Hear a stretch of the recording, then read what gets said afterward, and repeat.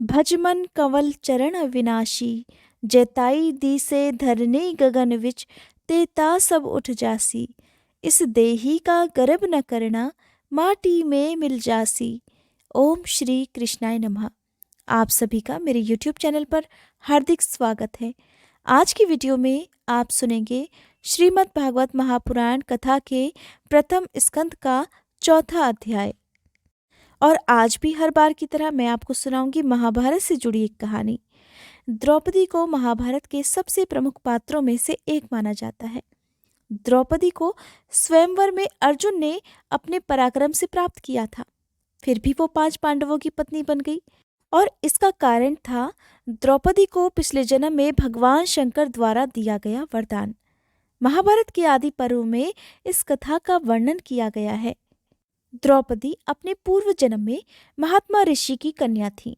सर्वगुण संपन्न होने के बाद भी अपने पूर्व जन्म के कर्मों के फलस्वरूप किसी ने भी उन्हें अपनी पत्नी के रूप में स्वीकार नहीं किया। इससे दुखी होकर उन्होंने भगवान शिव की कठिन तपस्या की और भगवान शिव उनकी तपस्या से प्रसन्न हुए भी और उनसे वरदान मांगने के लिए कहा। तब ऋषि पुत्री ने 5 बार कहा, हे भगवान शिव, मैं सर्वगुण युक्त पति चाहती हूँ। ऐसा उन्होंने कहा जाता है कि 5 बार कहा। इस प्रकार कहे जाने पर भगवान शिव ने उनसे कहा कि तुम्हें 5 भरतवंशी पति प्राप्त होंगे। तब ऋषि कन्या कहने लगी, हे प्रभु, लेकिन मैंने तो एक ही पति की कामना की थी। तब उनकी बात सुनकर भगवान शिव कहने लगे कि तुमने पति प्राप्त करने के लिए मुझसे 5 बार प्रार्थना की, इसलिए अगले जन्म में तुम्हें 5 ही पति प्राप्त होंगे। कहा जाता है कि भगवान शिव के इसी वरदान के कारण द्रौपदी पांडवों की पत्नी बनी।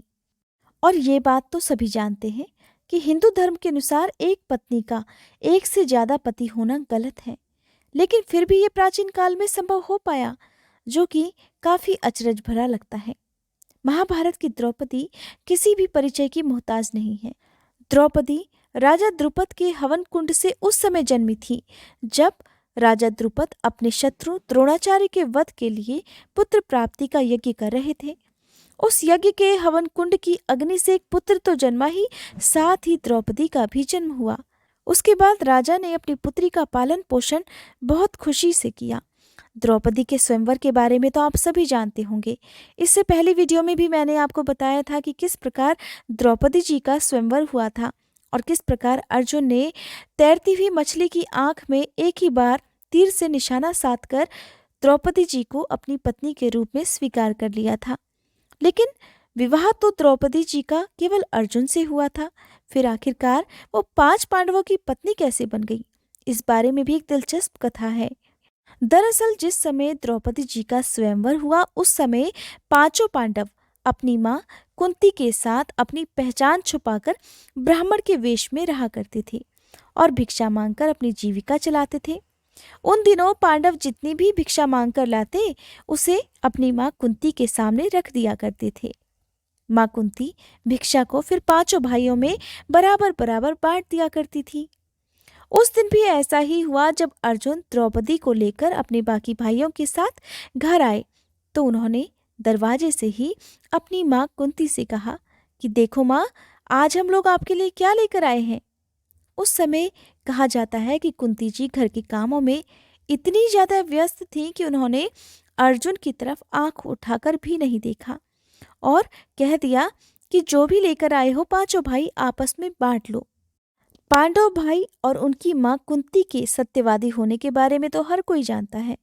वे 5 भाई अपनी माँ के हर आदेश का पालन करना अपना परम कर्तव्य और अपना परम धर्म समझते थे।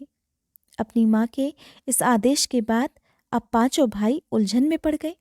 दरअसल जिसे वे अपने साथ लेकर आए थे वो कोई बांटने की वस्तु तो थी नहीं। अब जब पांडवों ने ये सुना तो वो बहुत हैरान हो गए। उधर जब कुंती ने द्रौपदी को देखा तो वो खुद आश्चर्य में पड़ गई और सोचने लगी कि ये मैंने क्या कह दिया। अब परेशान होकर उन्होंने अपने पुत्र धर्मराज युधिष्ठिर से ही कहा कि पुत्र, तुम ही कोई ऐसा रास्ता निकालो जिससे द्रौपदी का कोई अनर्थ भी ना हो और मेरे मुंह से निकली बात झूठी भी ना हो सके। अब युधिष्ठिर भी इस समस्या को नहीं सुलझा पाए और उन्होंने हार मान ली। जब ये बात राजा द्रुपद को पता चली तो वो भी परेशान हो गए। तब उन्होंने अपनी सभा में बैठे भगवान कृष्ण और महर्षि व्यास जी से इस बात का जिक्र किया। तब महर्षि व्यास जी ने उन्हें बताया कि द्रौपदी को उनके पूर्व जन्म में भगवान शिव ने ऐसा ही वरदान दिया था और अब भगवान शिव के उसी वरदान के कारण ये समस्या आन पड़ी है। महर्षि व्यास जी के समझाने पर राजा द्रुपद अपनी बेटी द्रौपदी का पांचों पांडवों के साथ विवाह कराने के लिए तैयार हो गए थे। इस प्रकार द्रौपदी का विवाह पांचों पांडवों के साथ हो पाया था।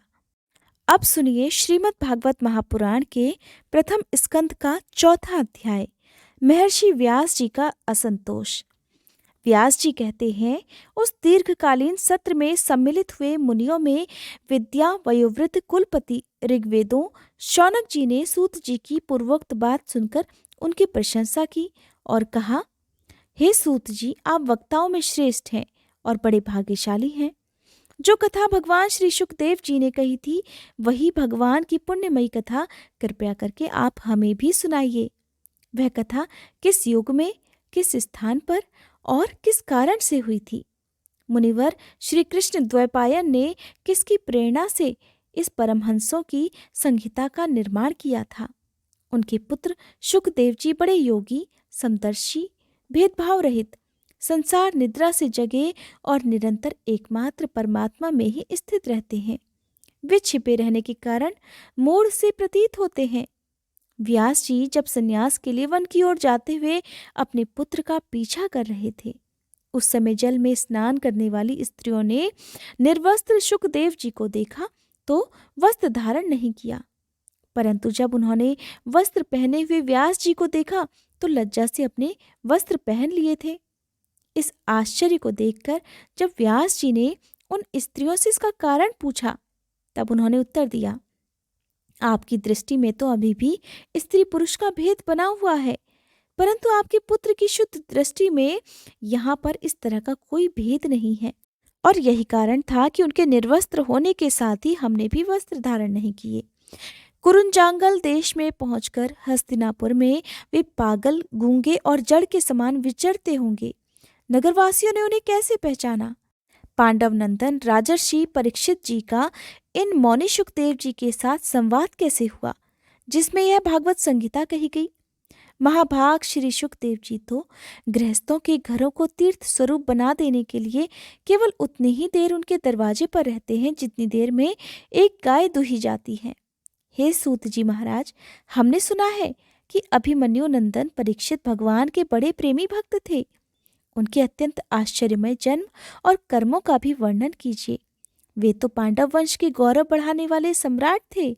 वे भला किस कारण से साम्राज्य लक्ष्मी का परित्याग करके गंगा नदी के तट पर मृत्यु पर्यंत अनशन का व्रत लेकर बैठ गए थे?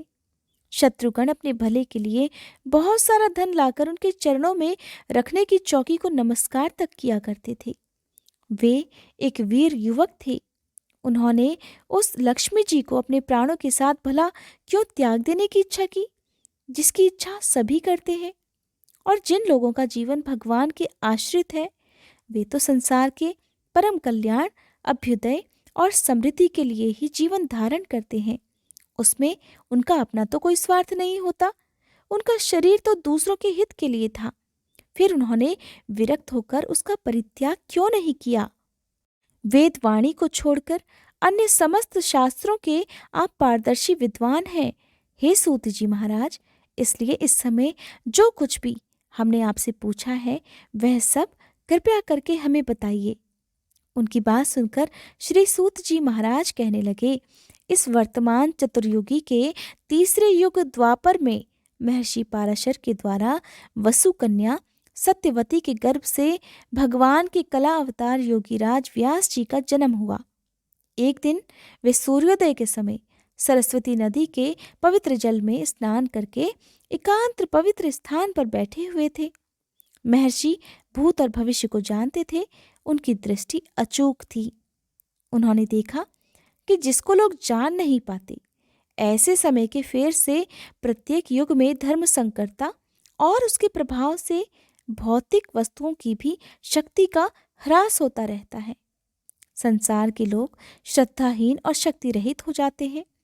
उनकी बुद्धि कर्तव्य का ठीक ठीक निर्णय तक नहीं कर पाती और उनकी आयु भी कम हो जाती है। लोगों की इस भाग्यहीनता को देखकर उन मुनीश्वर ने अपनी दिव्य दृष्टि से समस्त वर्णों और आश्रम का हित कैसे हो, इस पर बड़ा गहन विचार किया, बहुत सोचा।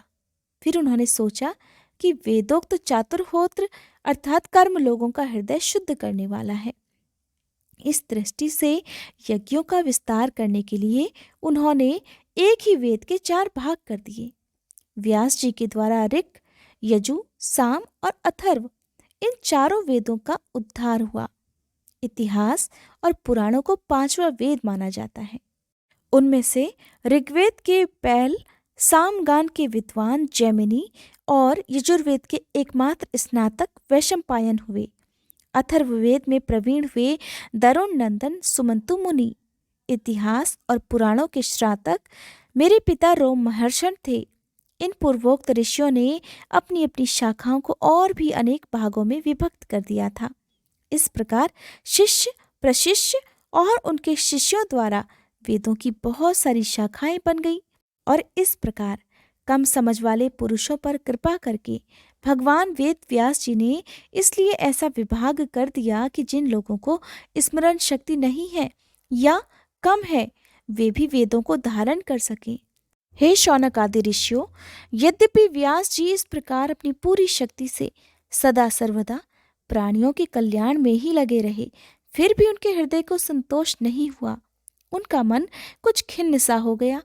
सरस्वती नदी के पवित्र तट पर एकांत में बैठकर धर्मवेत्ता व्यास जी मन ही मन विचार करते हुए इस प्रकार कहने लगे, मैंने निष्कपट भाव से ब्रह्मचर्य आदि व्रतों का पालन करते हुए वेद, गुरुजन और अग्नियों का सम्मान किया है और उनकी आज्ञा का पालन भी किया है। महाभारत की रचना के बहाने मैंने वेद के अर्थ को खोल दिया है, जिससे स्त्री, शूद्र आदि भी अपने अपने धर्म कर्म का ज्ञान प्राप्त कर लेते हैं। फिर भी मैं ब्रह्म तेज से संपन्न और समर्थ हूँ। यद्यपि मेरा हृदय कुछ अपूर्ण काम सा जान पड़ता है, मेरे मन को सुकून नहीं है। अवश्य ही अब तक मैंने भगवान को प्राप्त कराने वाले धर्मों का प्रायः निरूपण नहीं किया है। वे ही धर्म परमहंसों को प्रिय हैं और वे ही भगवान को भी प्रिय हैं। हो न हो मेरे मन की अशांति का यही कारण है। श्री कृष्ण द्वैपायन व्यास इस प्रकार अपने आप को अपूर्ण सा मानकर जब उदास हो रहे थे, व्याकुल हो रहे थे, उसी समय पूर्वोक्त आश्रम पर देवर्षि नारद जी पहुंचे। नारायण नारायण कहने लगे। उन्हें आया देखकर व्यास जी तुरंत खड़े हो गए। उन्होंने देवताओं के द्वारा सम्मानित देवर्षि नारद जी की विधिवत पूजा की। श्रीमद् भागवत महापुराण प्रथम स्कंद 4वां अध्याय समाप्त। इससे आगे का अध्याय आप मेरी आने वाली अगली वीडियो में सुनेंगे। आज की ये वीडियो आपको कैसी लगी और महाभारत की कथा कैसी लगी, मुझे कमेंट बॉक्स में जरूर बताइएगा।